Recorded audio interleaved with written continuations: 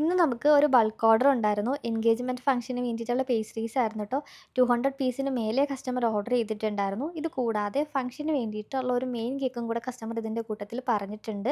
അപ്പോൾ നമ്മൾ ഫ്ലവേഴ്സും കസ്റ്റം ടോപ്പറൊക്കെ വെച്ചിട്ടാണ് ആ ഒരു കേക്ക് കംപ്ലീറ്റ് ചെയ്തിട്ടുണ്ടായിരുന്നത്. പേസ്ട്രീസ് ആണെങ്കിലും മെയിൻ കേക്ക് ആണെങ്കിലും പിങ്ക് കോംബോയിലാണ് നമ്മൾ കംപ്ലീറ്റ് ചെയ്തിട്ടുണ്ടായിരുന്നത്. ഇത് കൂടാതെ വേറെ 2 കസ്റ്റം കേക്കുകൾ കൂടെ ഉണ്ടായിരുന്നു.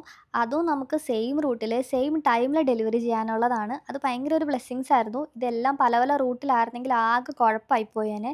അതുകൊണ്ട് തന്നെ നമ്മൾ ആ ഒരു 3 കേക്കുകളും ഒരുമിച്ച് തന്നെയാണ് സെറ്റ് ചെയ്തിട്ടുണ്ടായിരുന്നത്. അതിനുശേഷം ഓരോരോ കേക്കുകളായിട്ട് പാക്ക് ചെയ്യുന്നുണ്ട്. കാണുമ്പോൾ വിചാരിക്കും പാക്കിങ് ഭയങ്കര സിമ്പിളാണെന്ന്. പക്ഷേ ഒരിക്കലും അല്ല കേട്ടോ.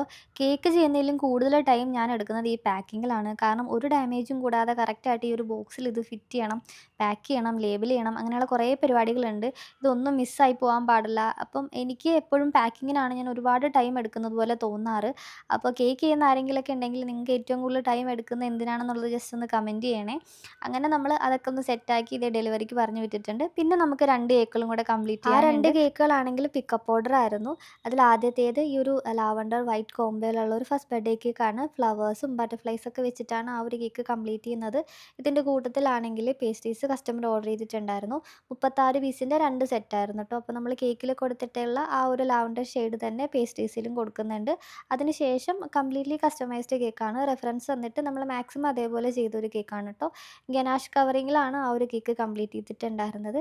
അങ്ങനെ നമ്മുടെ രണ്ടാമത്തെ സെറ്റും ഇവിടെ കംപ്ലീറ്റ് ആകുന്നുണ്ട്.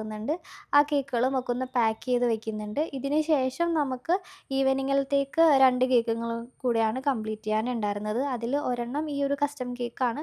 റെഫറൻസ് തന്ന പോലെ തന്നെ ചെയ്ത് കൊടുക്കാൻ ട്രൈ ചെയ്തിട്ടുണ്ട്. അപ്പോൾ ഇത്രയായിരുന്നു ഇന്നത്തെ വർക്ക്.